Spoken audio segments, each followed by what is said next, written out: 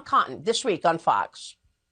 That we're trying to do now on an emergency basis in the last 15 days in Ukraine, like providing them weapons, we should be doing now with Taiwan. Everything we're doing to break away from the Russian economy, to put a distance between our economy and theirs, to get our companies out of Russia, we should be doing in China again right now. And joining me right now in his first interview since returning from Taiwan and Singapore, where in Taiwan he received a very warm welcome with billboards and the Medal of Honor celebration, former Secretary of State Mike Pompeo. Secretary, thanks very much for being here. Maria, it's great to be with you this morning.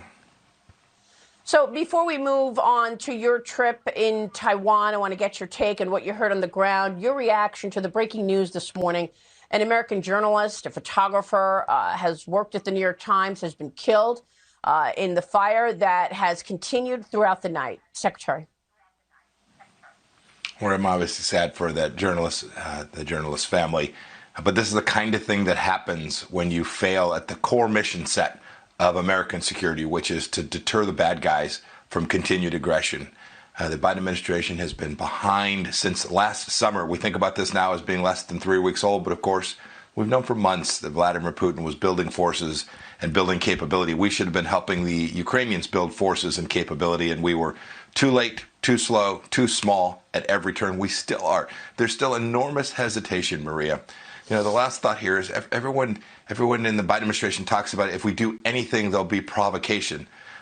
My observation, I think the world can see, is that what's provocative is the weakness. What's provocative is being behind. What's provocative is letting Vladimir Putin drive the agenda and the mission and the timeline.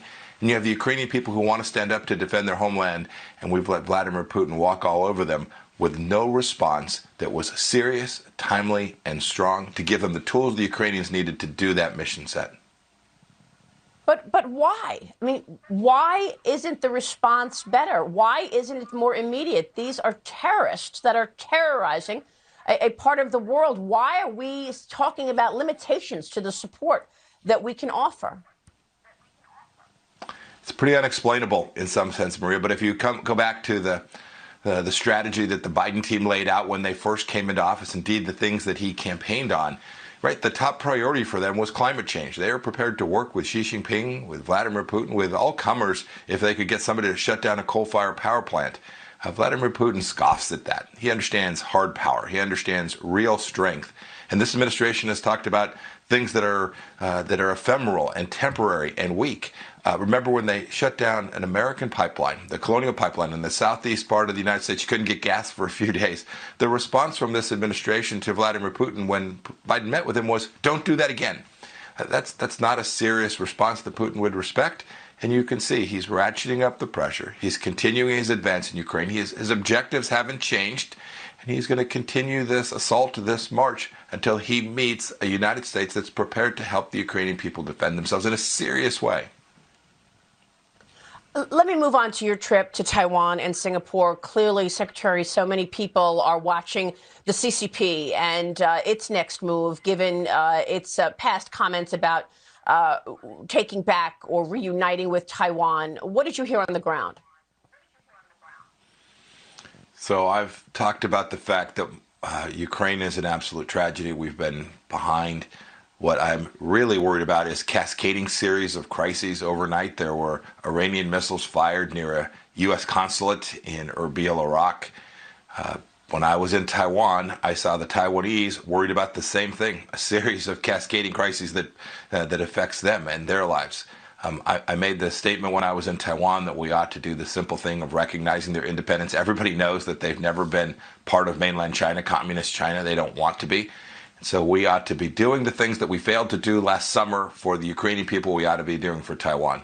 The Trump administration did that. We worked diligently to provide weapon systems to the Taiwanese. The Taiwanese are getting ready. They are prepared to do the hard work themselves. But they're going to need support from the United States, from Japan, from South Korea.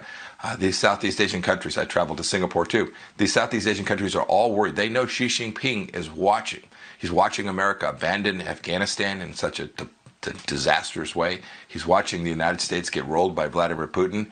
And Xi Jinping is watching the things that America is prepared to do to help our friends and allies around the world. If we don't help the Taiwanese people prepare to defend themselves, this will only embolden Xi Jinping. Let me run this soundbite from Marco Rubio this week in the hearing in the Senate. Got to get your take on this part of this conflict. Watch this. Does Ukraine have chemical or biological weapons? Ukraine has biological research facilities, which, in fact, we are now quite concerned Russian troops, Russian forces may be seeking to gain control of. Secretary, if we knew that Ukraine had these biological facilities before Putin went in there, why didn't we move to protect them? Now we're worried about the potential for chemical, biological weapons, as well as these taunts on nuclear weapons as well. Remember the history of Ukraine. There were nuclear weapons there. They were largely dismantled and moved in the 1990s. But there's a long legacy of the Soviet Union that still remained inside of Ukraine. We've all watched these nuclear power plants come under attack by the Russians as well. We should not underestimate Vladimir Putin's determination. So whether it's legacy biological systems inside of Ukraine, whether it's the nuclear power plants themselves, Vladimir Putin has intent on succeeding. And you have to get back the capstone level of deterrence that I worked on so hard for 4 years to convince Vladimir Putin, Chairman Kim, the Ayatollah, that we were going to put pressure on their regimes and that the costs of these kinds of malign activities would far exceed any possible benefit for them. When you lose that, what Undersecretary Nuland said this week about biological weapons or biological systems inside of Ukraine, those are the kind of things that put the world at risk, not just the Ukrainian people. This is serious stuff, and it requires more seriousness than this administration has shown. They sent the vice president to the region this week, and she has only shown confusion and weakness. I promise you, Putin's watching those video clips too. This is not good for the Ukrainian people. It's not good for NATO and Europe, and it is not good for the United States of America either. Secretary, what do you advise the administration to do right now? Give Ukraine every tool that they need to defend themselves. They've shown their willingness to do it. They've shown their capability of doing it.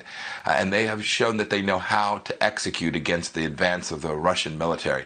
It is a tough slog. The Russians are determined, they're big, they're powerful. But we need to make sure that Vladimir Putin knows that the cost for this, the cost in Ukraine in terms of bloodshed for his own military, and the cost back home inside of Russia to the Russian people will far exceed the costs that are imposed on the West, whether that's on NATO, Europe, or on the United States of America. We need to make sure that the balance is right. And so then in the end, Putin has to concede and make a set of decisions that are vastly different than the ones he's been making these past months.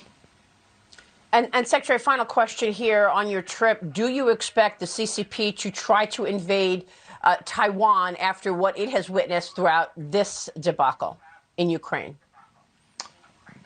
Xi Jinping is determined. He's made clear his intention to, quote, reunify, end of quote, with Taiwan. What tools, what tactics, what timing is difficult to know.